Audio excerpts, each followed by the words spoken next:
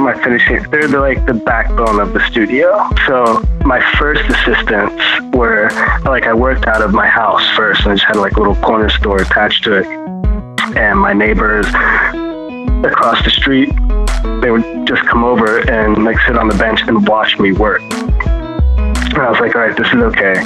Like for a while, and then I was like annoyed. I'm like, well, help me. Like, I'll pay you to help me.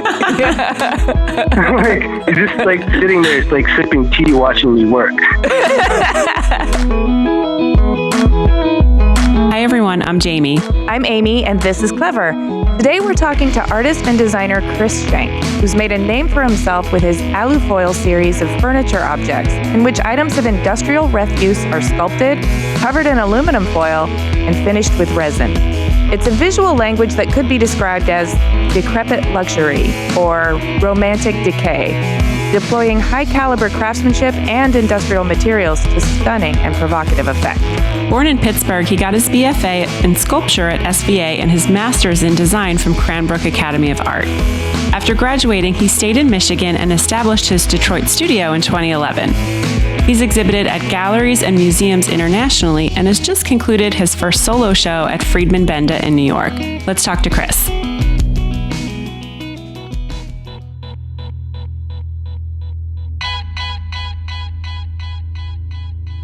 My name is Chris Schanck. I live in Detroit, Michigan, and a furniture designer, artist, and I don't really stop to ask why. It's just what I've always done. Okay, well, we're going to tease that apart in this conversation then. We're going to figure out why you gravitated towards furniture design and hybrid furniture design that's also art.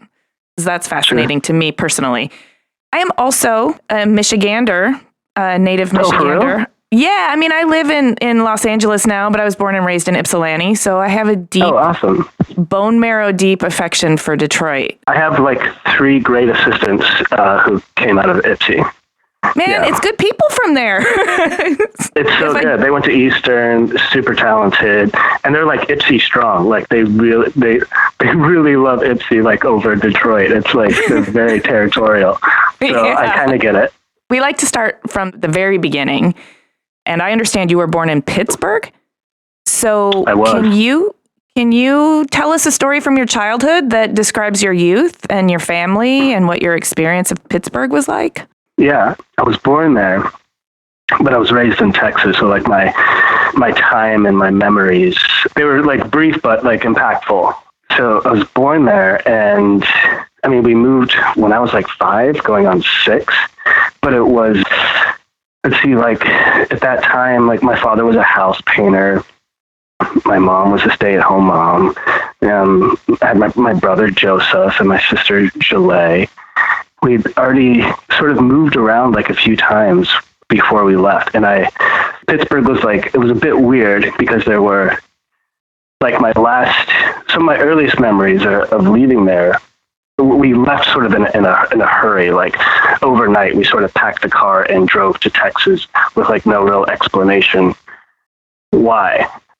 Well, it was a bit dodgy in the sense that my mother would walk me to kindergarten, and we'd be followed by a police car.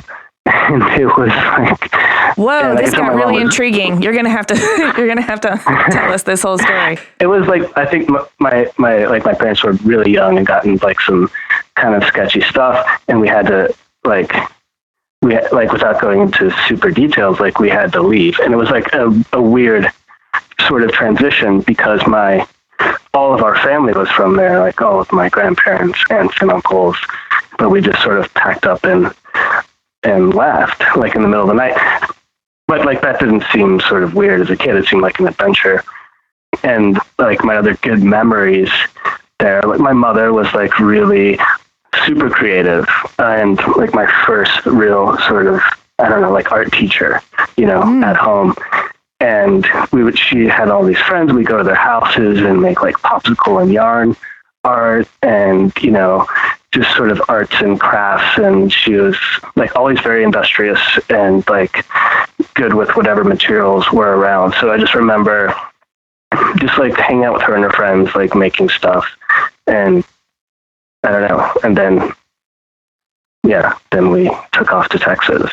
So taking off to Texas, you were also kind of, I guess, I don't want to call it ripped, but a little bit ripped away from also your extended family and everything you had known thus far in your life. You said it felt like an adventure, but did it also feel a little precarious or scary? It totally did. It sucked in that I lost like that connection to, people I'd already grown to love, and care about, especially my grandparents and my uncle, who also, I should say, like before I left there, was extremely influential because he was a graphic designer. So he was like the first professional artist I was around. And my parents encouraged like me being creative and stuff, but he took it to another level of like when I was 5, bought me a drafting table and pencils and markers. And like before I could even like sit at the table, you know what I mean? He was like, these are the tools of the trade. And this is what you need. He was like, he saw that I could draw. At 5, I had an ability, that he could recognize anyway. And a passion. I expressed my interest, and so he gave me all this stuff, and he would give me like lessons. Like he worked out of his home, and he would draw there. And he was like my first drawing lesson with him is like he drew a soup can, and just watching someone draw an ellipse. I didn't know what an ellipse was, but seeing the skill and like the confidence of like someone drawing something from life was like totally magical. And it's like that was like definitely what I was going to do in one way or another. And he continued to, even from afar, like he made a real effort to visit us in Texas, and we didn't get back to Pittsburgh much. It could be 5 years between visits, but he would come down and always, just sort of, he just always got it, and we'd always work together whenever we had an opportunity. And he mentored me, from near and afar to make sure that I pursued it and, went to college and stuff like that. So he was a real hero and mentor. Yeah, can we call him out or his business or anything? You got a name for this uncle? Well, he's Rocco Siamaco. is his name. You can call him Rock or Rocky, but don't call him Buddy, because I grew up calling him Buddy, and something happened, and he decided Buddy wasn't cool anymore. Or I gotta get that story still. Now it's just Rocco. So okay. He's like semi-retired now. He's like having a little trouble with his health, but he was just independent. Rocky Siamaco, still working as an independent graphic designer in Pittsburgh.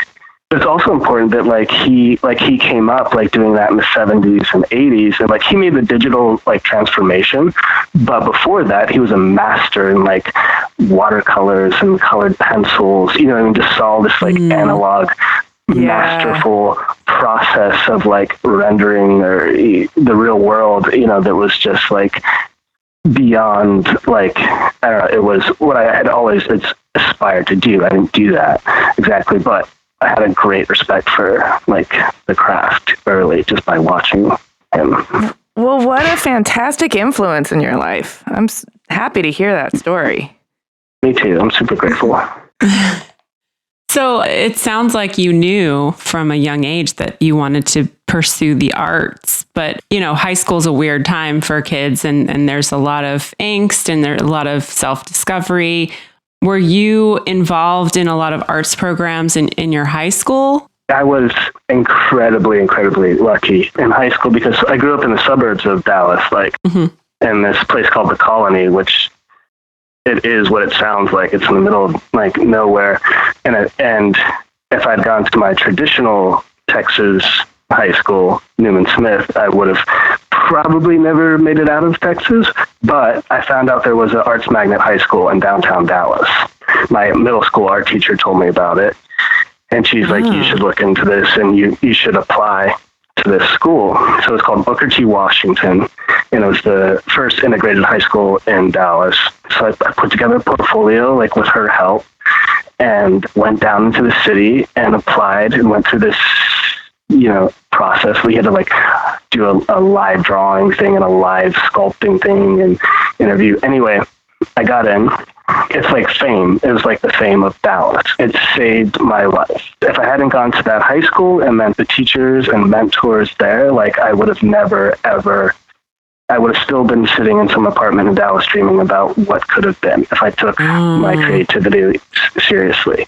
It was like the intensity, the professionalism, the expectations that they put on you was just a very sort of expedited process, they took you seriously and they wanted you to take yourself seriously. And it just... How totally validating for like an adolescent trying to find their creative path and figure out if it's viable or if it's even worth putting energy into. Right. I mean, there's no, it was a dream come true. They were just, my drawing teacher, Miss Miller, we did life drawing every day, 5 days a week, and it was like Miss Miller made you draw, and just work your ass off. And my painting teacher, Mr. Mosley, George Mosley, was like a father figure. And he taught me about, before that, art was some vague, ancient, historical thing, that I couldn't really get my head around. And he was like, this is what contemporary art is, and taught me how to paint and took me to the museum and gave me a studio. I had my own painting studio in high school. Oh my God, really? That's so amazing. cool. It was beyond, if there was any doubt before then, I was completely hooked, for better or worse, at that point, that it was oh, this is a real thing. And having people around you that believed in you, and that you could, hey, you can do this for a career. When it's really hard, a working class family, tell them you want to be an artist, and they're like, that is there's no, how the fuck are you going to do that? That's not a real, right. That's not a real thing, Right. Having professionals tell you, and they were all practicing, that was part of, to work at the high school, you had to be a practicing artist on some level. So then you could be like, look, mom and dad or society, these people have, they're artists and they have a job and they can do this for a living. Yeah. Yeah, that's great. Yeah. So then you went on to study a lot of stuff at a couple of different places. So you studied sculpture at SVA and then photography and 3D design at Cranbrook. Is that right? More or less. I studied sculpture at SVA. Then I did a brief stint. I went to get an MFA at Central St. Martin's in London, which I dropped out of. And then I ended up at Cranbrook. And it was just a 3D design education. But I had a great mentor in the photography department, Liz Cohen. I wasn't officially in her department, but she came and critiqued my work and became a client. She commissioned work and became a mentor. And my conversations with her were sort of super important to my time there. So can you walk us through kind of what your college years were like? SVA was a total trip. I was, fresh, young, 18-year-old kid out of Dallas. So New York was just super intimidating. I didn't know what was. I went to New York when I was 18 too, and it was the best thing I ever could have done, and it was the scariest thing ever. Same. Yeah. Same. I was I had a good education, a good foundation, and it was but I was just what? My teachers were go look at art. I'm just I don't know what I'm looking at. I'm so out of my element. What's wrong with me? I thought I was good, but clearly I'm not. And it was such a vulnerable experience. This just looking and trying to understand. And one day it sort of clicked when I saw an exhibition by Franz West. It was the first sort of, let's call it conceptual work that I could connect to in some way. And then I didn't know a single person here when I came here, right? So I met a great recruiter from SVA at my high school who was you're going to come to New York, and I just trusted and believed this guy. And he sort of, held my hand through that process. And I told my parents, all right, I'm going to New York. And they're we can't help you. I'm no, I totally get it. It's not like that. I'm just letting you know. You go. Right. I'm going. And so I got there and literally knew no one. And and that was but I also loved that. Yeah. And have ever since. I love sort of just being completely out of my element. So I embraced that part of it. A great group of like peers at the school who were like from New York or New Jersey, and were just like connected and take me around to the clubs. Like I had my first like solo show at the Limelight Club. Yeah. Do you remember that? I do. He was like, let's do a show like in the back room, and I like did these series of paintings, and we did horse tranquilizers and just like partied, and it was just like was that the 90s? It was the 90s. It was like such a good scene, and it was like, but they introduced me to that, you know, like they showed me the ropes, and those horse tranquilizers are fun though.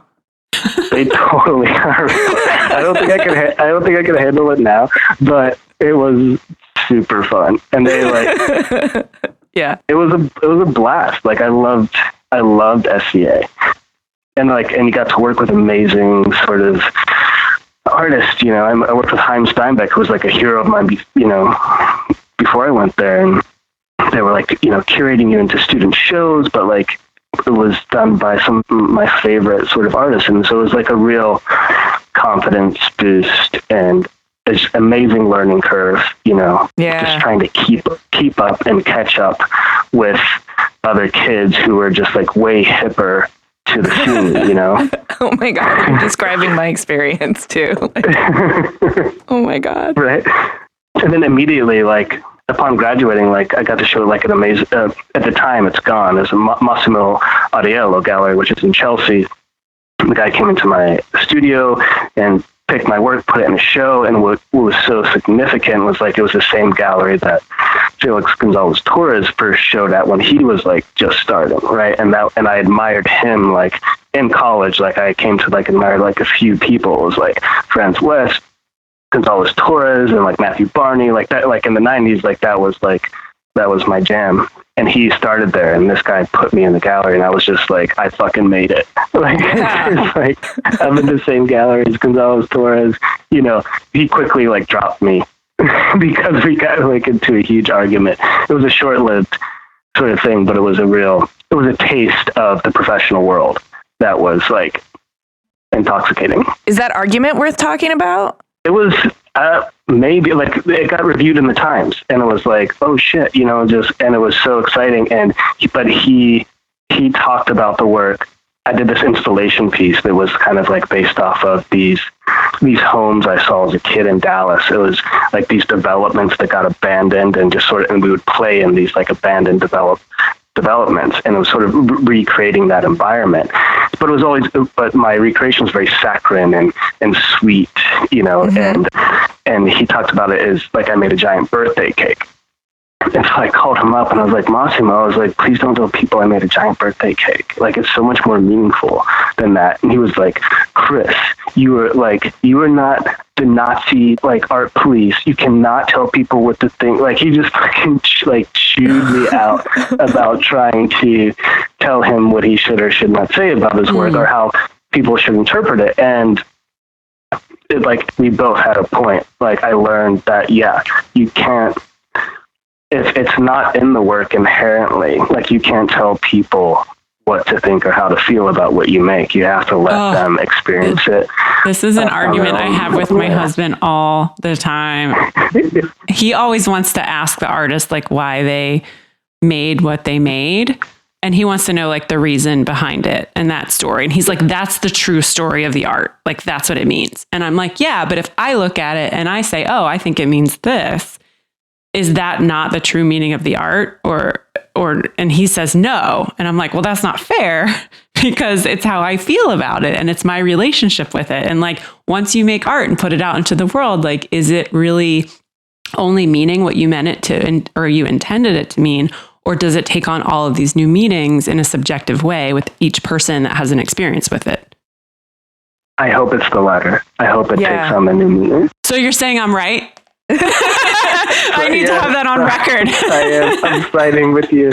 Okay, cool. I'm going to get my first hate mail from your husband. Yes. Sorry. But okay, so let's get to Cranbrook. Oh, I mean, unless you want to tell us about dropping out of Central St. Martin's.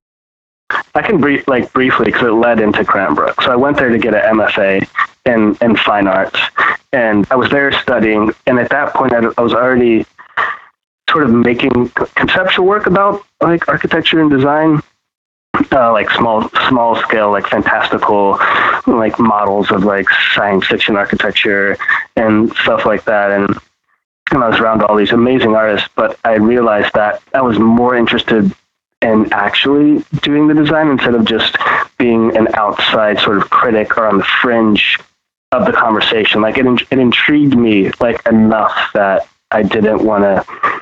I couldn't pursue it like purely as like just an artist. I didn't think like I wanted to really try on the skin of a designer and how they thought and how they approached the world. And so I was like, I don't need to get an MFA in fine arts specifically. So I just let me like reboot and go get a design degree and like see what this is all about. Okay, that makes sense to me. Yeah. So I went back to New York and put together like a pretty amateur design portfolio, like some silly stuff, some goofy stuff. I like maybe tried to make one or two earnest like things, but I was like a pretty experienced maker at that point. So even though like if conceptually the ideas weren't strong, there was a strong sense of craft.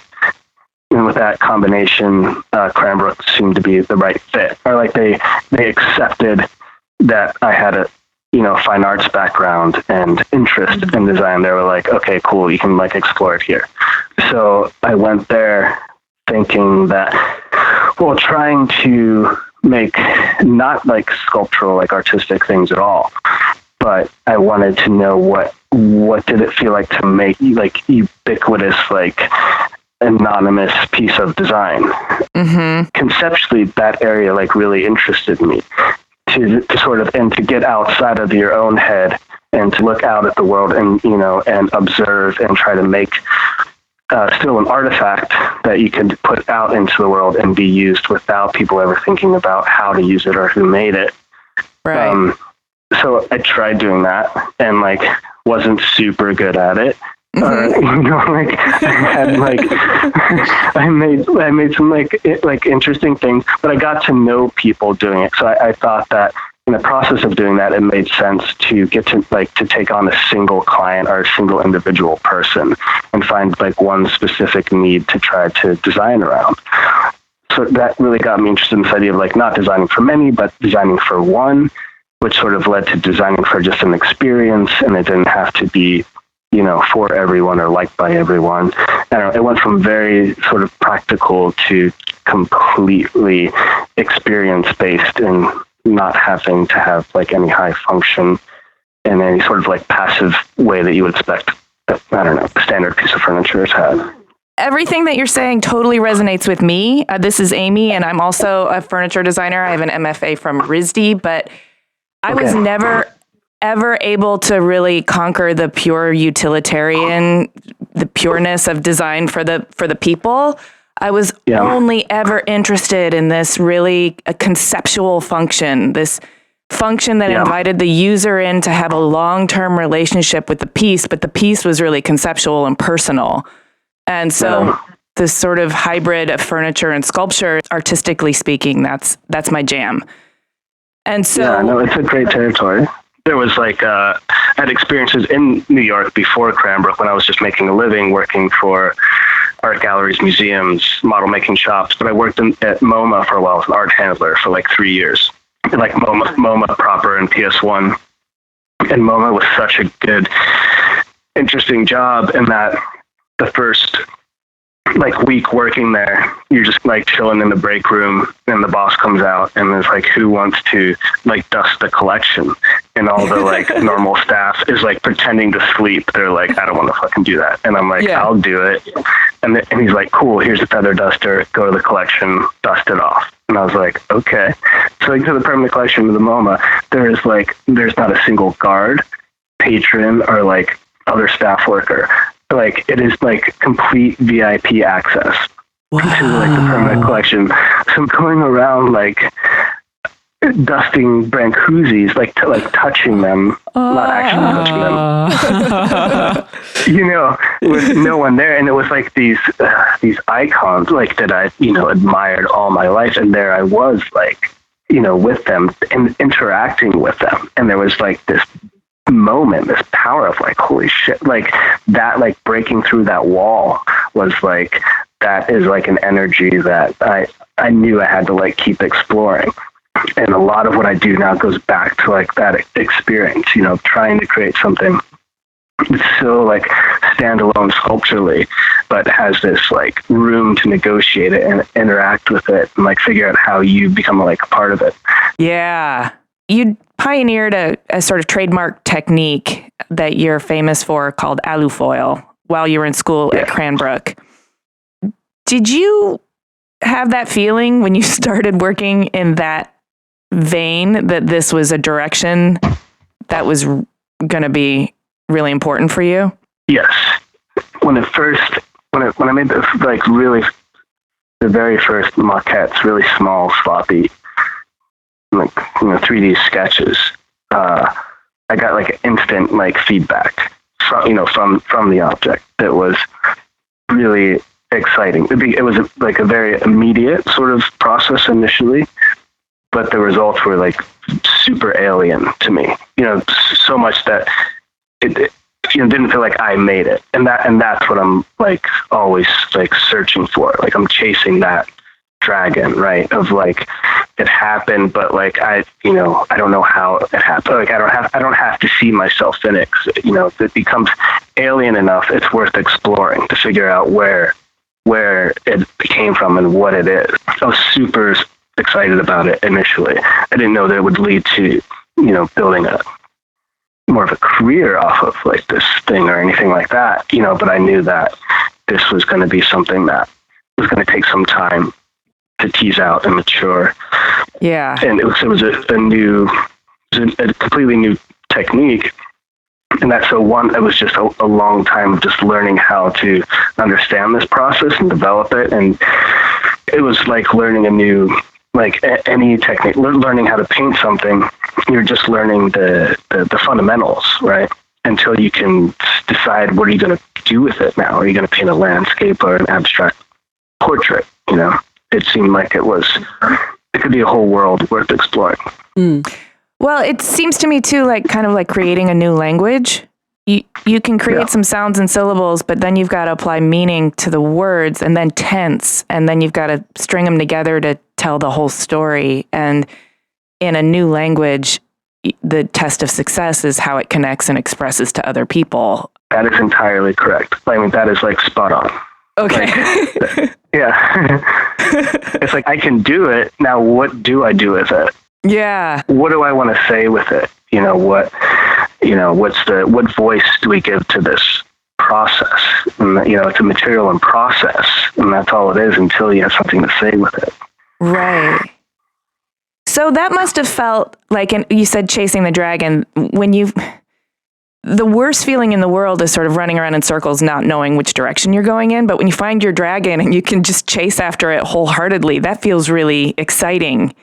No, it totally does. Like to feel like you're in the behind some creative energy. It's propelling you, and you're just trying to figure out what it is and keep up with it and manifest something out of like what's coming off of it is like that's the high. Was it in any way informed by your surroundings in Detroit? Because you made a decision to stay in Detroit and start your studio there. And I'm wondering, as a Michigan native and somebody who's really fond of Detroit, I know that there's a grittiness, there's a scrappiness, and there's kind of a beauty in the history and texture. And I'm wondering if that was informing your work. It's a delicate thing to talk about. You have to remember, like, I'm not from there, right? So right. I'm not a native, but it's super inspiring, and that's, I think when I moved down into Detroit, I was extremely naive about sort of what I was doing and what I was seeing and trying to understand my context and community. And like, admittedly, so I was always sort of seduced by images of the apocalypse, right? Since like in film and literature, things like I was always really interested in that, and then I was like, oh, here I am in the post-apocalypse scenario, and I loved the texture of it, but that's not enough, and it, right. Like that's like incredibly an outsider perspective, and so it took time to understand what I was really in, and learning about the people around me, learning about my neighbors, and for the first time in my life, feeling like I was in a community, which was sort of bizarre and new to me. So it was a lot of things happening at once. Sure. So then I started to understand it wasn't the apocalypse; it was these people in communities, like not just surviving but thriving, like on the fringes and edges of a city, that had figured out how to like make it happen and create their own standards of living in their own communities, and that it just completely flipped my perspective, and I mean that took a couple of years, to really sort of figure that out. It's like walking into like a room with the lights out and you can't see anything, but if you just chill and adapt, things start emerging like out of the darkness, and that's what it felt like. It's like, this isn't garbage, this isn't trash, this is like very, very thoughtful, like maximalist use of material and energy to create place and create community, and it was and still is like the most inspiring thing I can be around. It's really interesting. Yeah, I've always felt very connected to, there's a DIY mentality. And by DIY, I don't mean like the home improvement channel. I mean like in the punk sense of the word. Right on. Of like not necessarily having to conform to any sort of set of rules or permissions, but just figuring out what works and doing it in a way that benefits your own survival and your own community. That I feel like permeates Detroit, and people like to disparage Detroit, but I feel like there's so much optimism there. No, you're entirely right. It's incredibly optimistic. My good friend and artist in Detroit, Wesley Taylor, who I greatly admire, is, taught me, I learned through his eyes, and he was like, Detroit's always been going through a renaissance, man. It's not just happening right now. Yeah, it's always been like that. It's been contributing globally, its culture, for decades. This is not a new thing, man.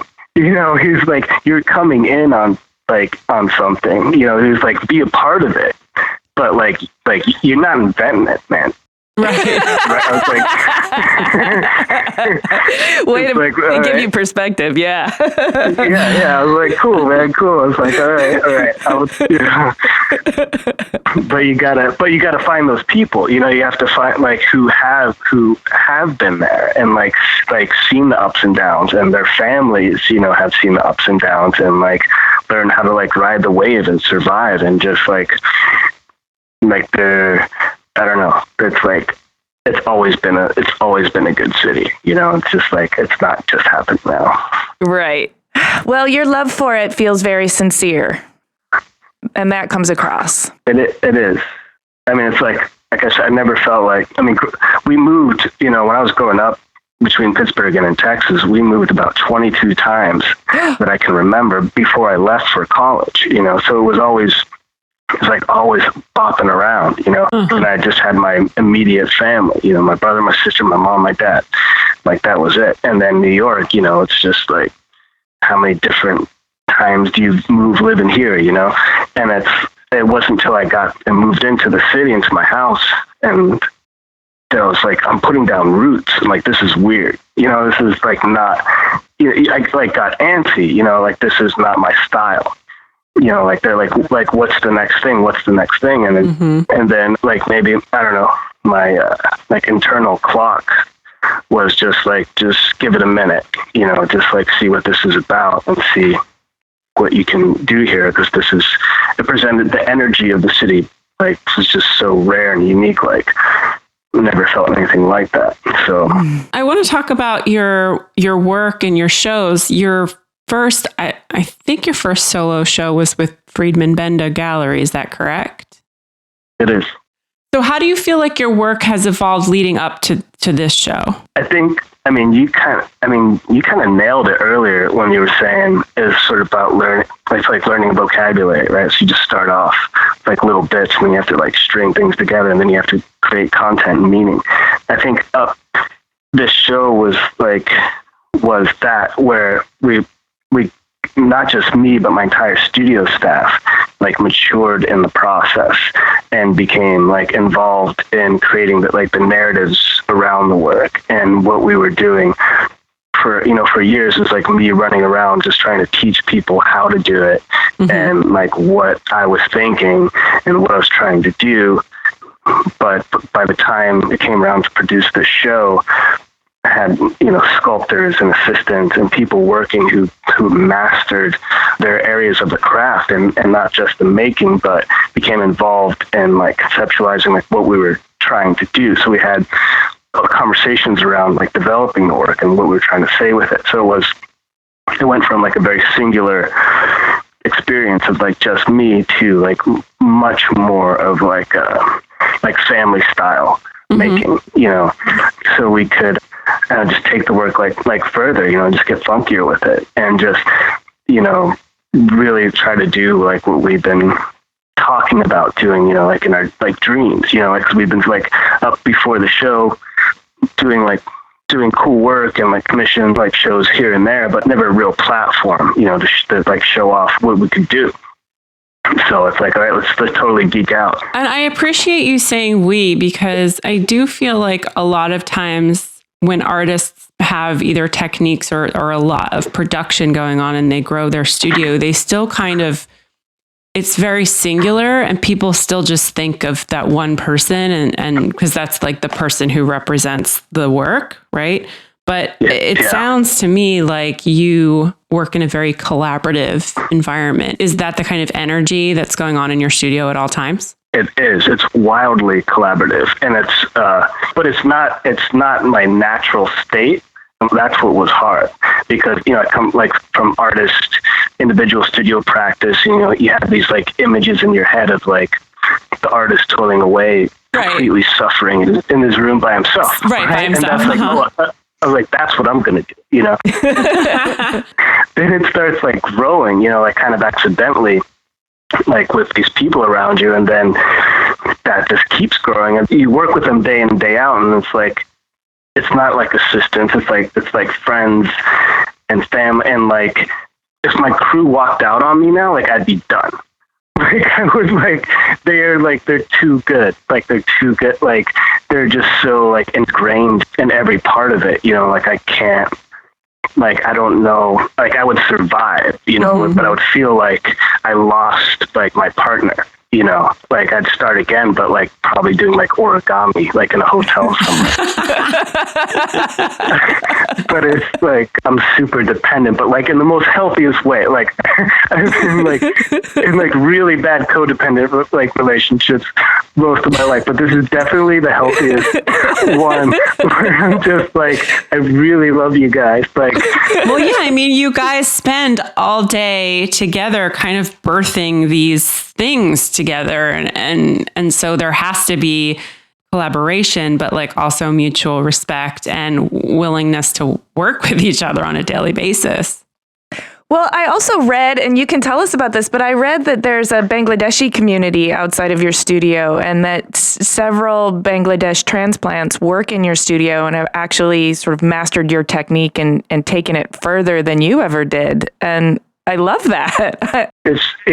Yeah, my finishing, they're the backbone of the studio. So my first assistants were, like, I worked out of my house first and I just had like a little corner store attached to it. And my neighbors across the street, they would just come over and like sit on the bench and watch me work. And I was like, all right, this is okay. Like for a while. And then I was like annoyed. I'm like, well, help me. Like, I'll pay you to help me. Like, you're just like sitting there, like sipping tea, watching me work. And so my very first assistant was Milufa, and she lived across the street. And then her daughters, they also started working there. So it was me and the three of them with the first crew. Oh, I love it.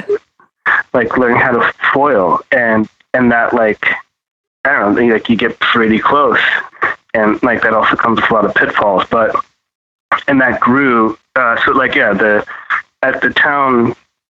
The part of town we live in, northeast Detroit, is called Banglatown, established by the Bangladeshi community there, right? Mm-hmm. I don't know, like, and we're like right on the edge of like Hamtramck, which has like the most mosque per capita in the U.S. So it's this really strong, like, vibrant, like, community, you know, that's growing there. So like it grew word of mouth, right, as I needed more assistance, because work options for a new immigrant are sparse.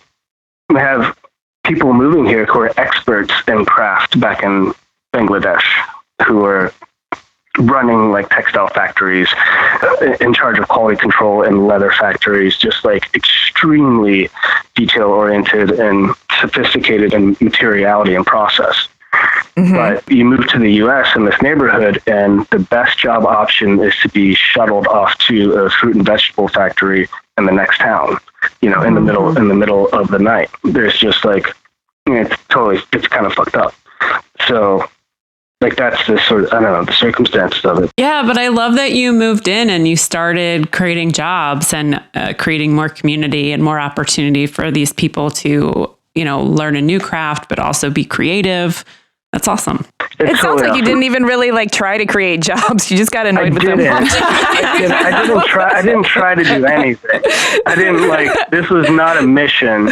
This was like not like I'm going to do good in the community. No, this was like totally like self-serving and like mutually beneficial. Like my only credit is I saw the value in it after it started happening, and that like this is a cool way to live. Like this is like work and life to me were always like connected. Like I never saw a separation, you know, and doing it this way, this was a cool, like better way to do it. Like for, you know, like spiritual, like health, be surrounded by like amazing, like cool people who will do this with you. It's like seems sustainable, you know? Right. And that grew, like, so the Bengali ladies, they're a crew of 7 strong, and they're so legit. Like they open up the shop 9 a.m., they leave at 5, and they just kill it.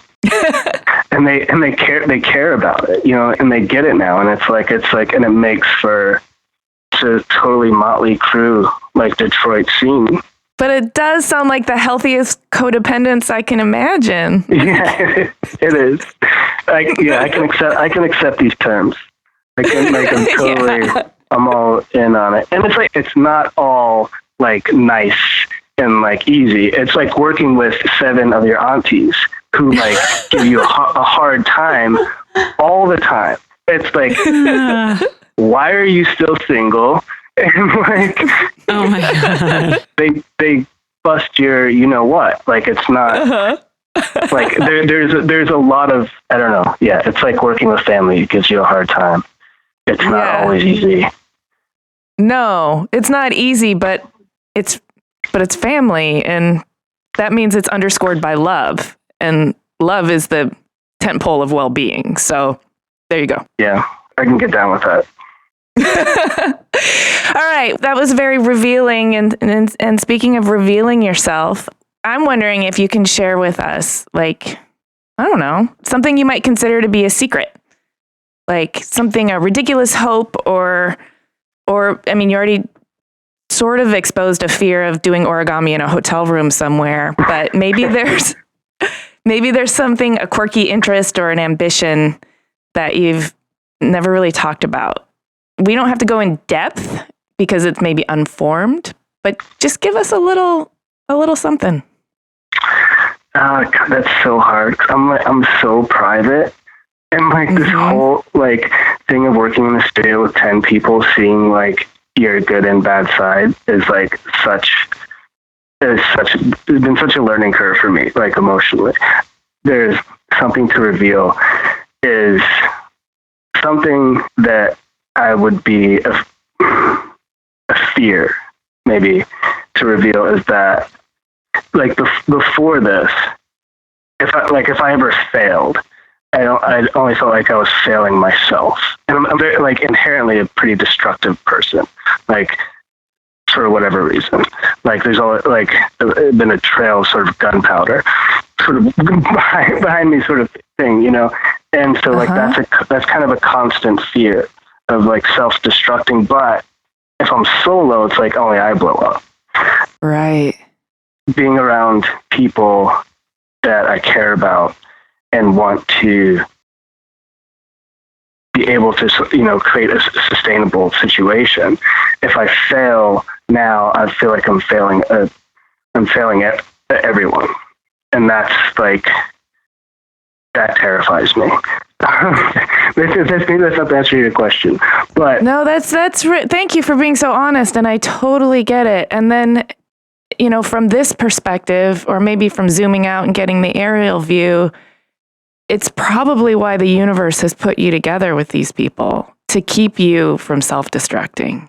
Ooh, going deep, Amy. Yeah, no, I mean, well, like, I felt it.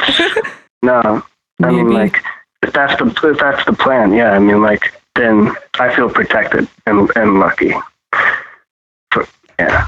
But you also get to get up close and personal with your own sense of accountability and responsibility. And I don't mean that in terms of just not self-destructing. I mean, like, in terms of witnessing how much love and impact you have yet to put out in the world, and how much love and impact you can have on a daily basis. Yeah. Maybe. I don't, maybe. Right. No, you're right. No, you're totally, you just got me. You got me. I'm just like, I got nothing. You're just, yeah.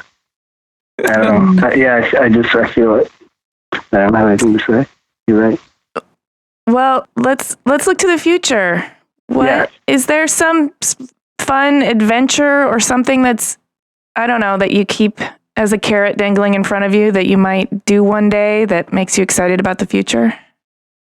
I mean, there's a couple things. Like, there's, so, like, we're at this point, you know, with the work that we did our first and only solo show with, like, Friedman Benda, which is just our dream gallery, you know, but it was, like, the culmination of, like, this body of work that we'd been building, you know, up to this point, you know, and it's like, and I think we did it, you know, I think we fucking nailed it. But it's like, but as an artist, you know, the thing is like, okay, but now what?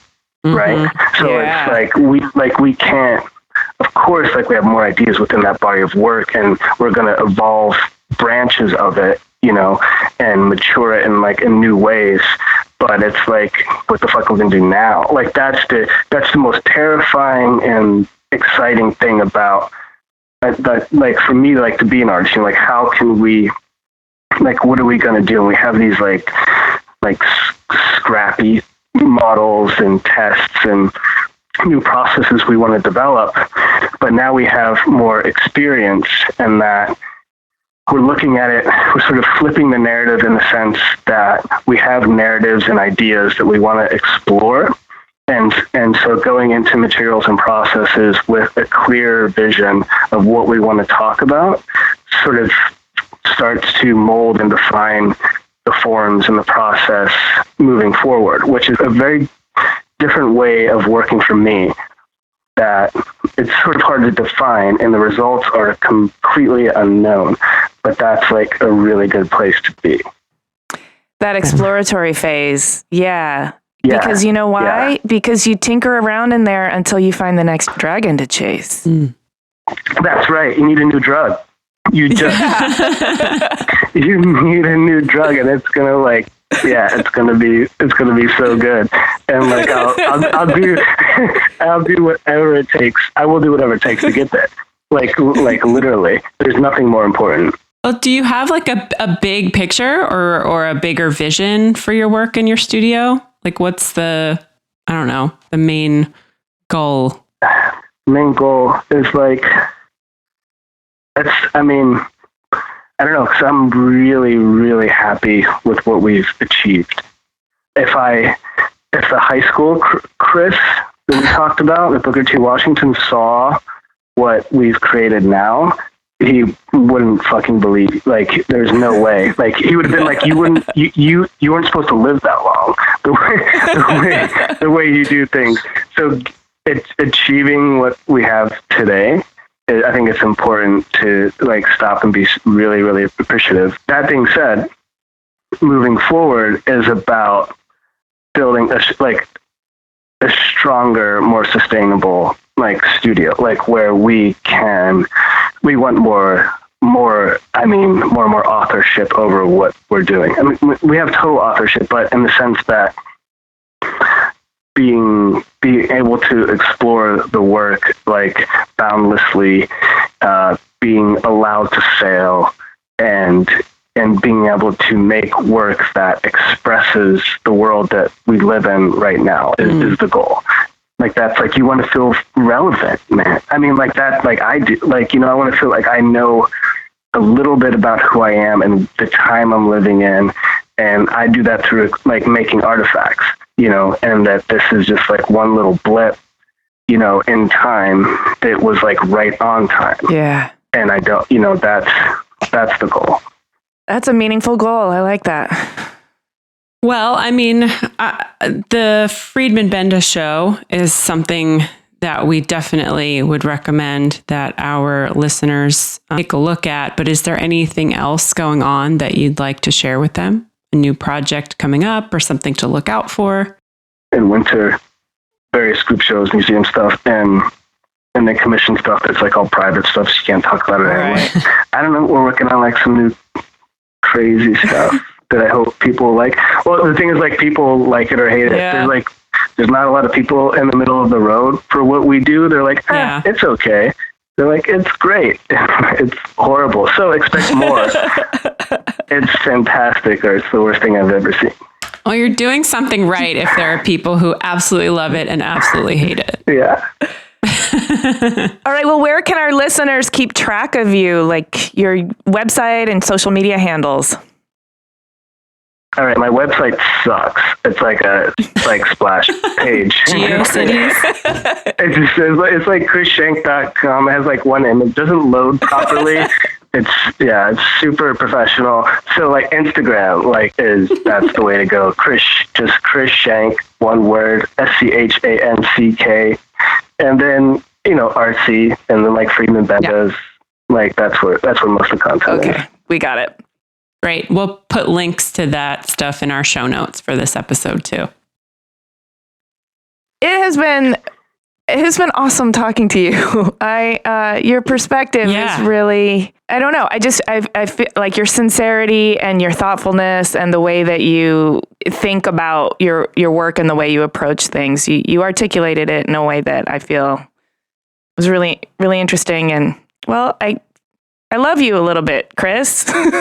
I feel close to you now. I love you too. Yeah, it's not, I don't, like, if we were probably sitting across from each other, I don't know if I could have opened up the same way. I think it's because we're, the mystery of the phone. I'm sitting in like a dim hotel room in New York, and, what else are you going to do but open up your soul to strangers across the country? That means when you meet us in person, you'll feel we're already connected on such a deep level. I can't wait. Well, thanks so much for this. We really appreciate it. Thank you. Thank you so much. I enjoyed it. Bye.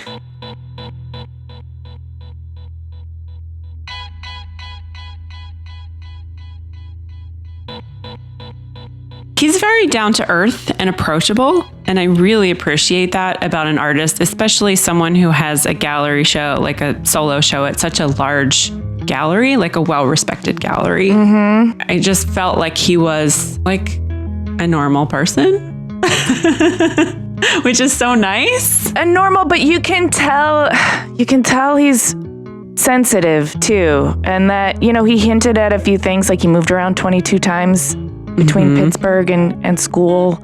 He's got a self-destructive streak. Yeah, I agree with you, but I think a lot of creative people have to be overly emotional or have something in their lives that really drives that creativity. And sometimes it comes from a dark place, or sometimes it comes from moving around 22 times, or, having a lot of like codependent relationships, or maybe your artistic side causes you to have those things. I don't know. There's a relationship there. Like, I think because you're so deeply sensitive, you can access all of these feelings, but it's also causes you to get into situations where then you have these feelings that you have to work through. To process. Yeah, totally. I do think in a grand sort of universal program, he found that extended family in his studio as a way of keeping himself from self-destructing. Yeah, I think that well, first of all, he definitely had a lot of mentors along the way. So I think that was huge for him. I mean, it started with his uncle, right? Rocco! Uncle Rocco. And then throughout, he talked about, he named teachers by name from high school, and then again in college, and all along the way. So it sounds like maybe whenever he was ready to veer off of a path, there was someone that intervened in his life. And maybe that was like the universe telling him, like, this is the route you need to take, right? And then, maybe it's come full circle. Maybe he has created the family to not only fill the need that maybe he might have had when he was younger, but also protect him from himself. Yeah. Sometimes we just need somebody to do that for us. His work is really exciting. It's almost indescribable, and I don't want to put words around it that don't do it justice. So I'm just going to encourage all of our listeners to go check it out, because it is the kind of thing that invites you in and pushes you away at the same time. And I find that very provocative and infinitely intriguing, Yes, I totally agree. And I also agree when he said that it can be off-putting for people, or maybe they just immediately love it. So there's a visceral reaction, I think, to his work. But I think that's when you've got something good. Like, if nobody hates it and nobody loves it, like, what do you have? You have beige. Right, right.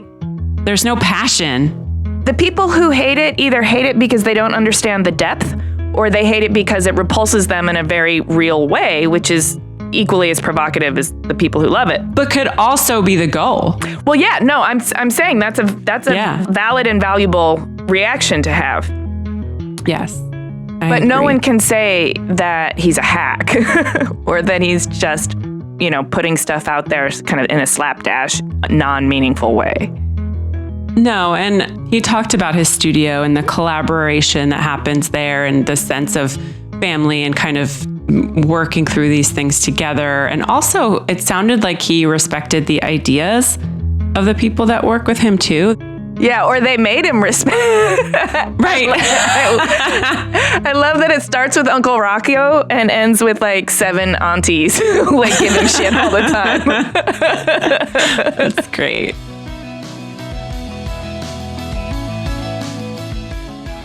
Thanks for listening, everyone. Please go to cleverpodcast.com to sign up for our newsletter, read the show notes, and see images of Chris's work. You can subscribe to Clever on Apple Podcasts, Google Podcasts, Spotify, SoundCloud, YouTube, or pretty much wherever there is hot podcast action. And please subscribe, rate, and review, because that really, really helps us get discovered by new listeners and be able to share these amazing stories with more people. I'm cracking up over hot podcast action. That's a good one. Okay, you can also connect with us on Twitter, Instagram, and Facebook at Clever Podcast. Tell us what you think. Share your stories. Share what your favorite part of this episode was. Just let us know what you think. Clever is produced by 2VDE Media, and this episode was edited by Ty Navaris and Alex Perez with music by L1011.